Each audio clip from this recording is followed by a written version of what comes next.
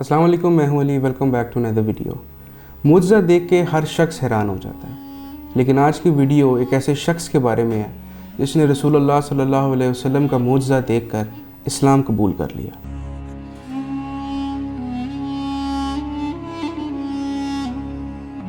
یہ واقعہ کچھ ایسے ہے کہ جب رسول اللہ صلی اللہ علیہ وسلم کو نبوت ملی تو وہ اللہ تعالیٰ کا پیغام لے کے لوگوں کے پاس جاتے تھے کہ وہ اسلام کے دائرے میں داخل ہو جائیں، لیکن آپ صلی اللہ علیہ وسلم کی یہ تبلیغ کفار مکہ کو برداشت نہیں تھی. یہ جو واقعہ ابھی میں کوٹ کرنے لگا ہوں یہ قرآن پاک کے اندر بھی رپورٹ کیا گیا سورہ قمر کے اندر.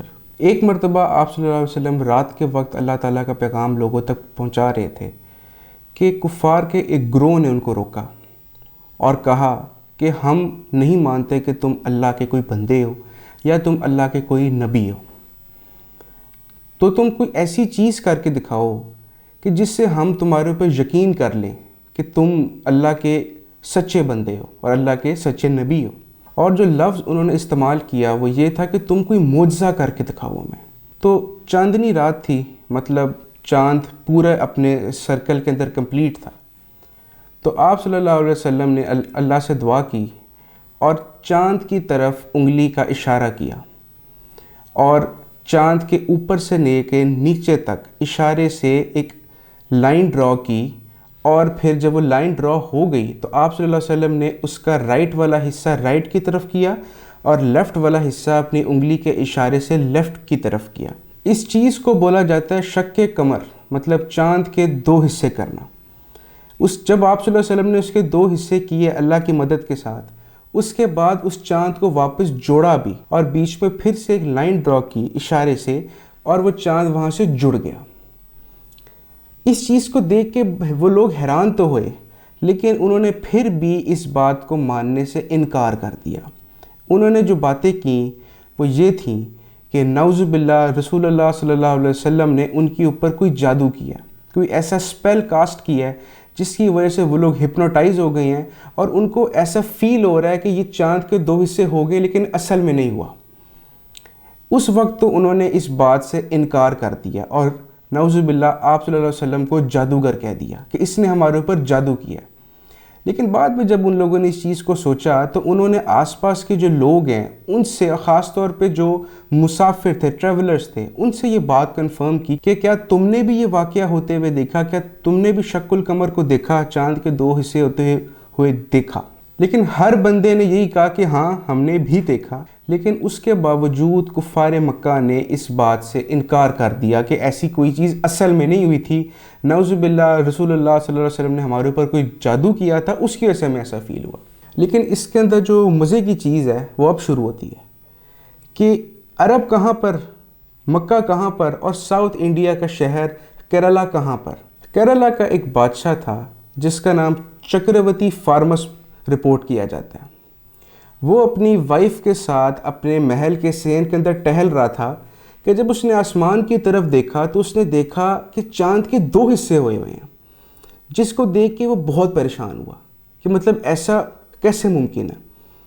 تو کہا جاتا ہے کہ اس نے اپنے کچھ لوگوں کو بلایا اور ان کو ڈفرینٹ ایریاز کے اندر سینڈ کیا کہ آس پاس کے لوگوں سے یا پھر دور جا کے لوگوں سے ذرا کنفرم کرو کہ اس طرح کا معجزہ کس طرح پیش آ گیا.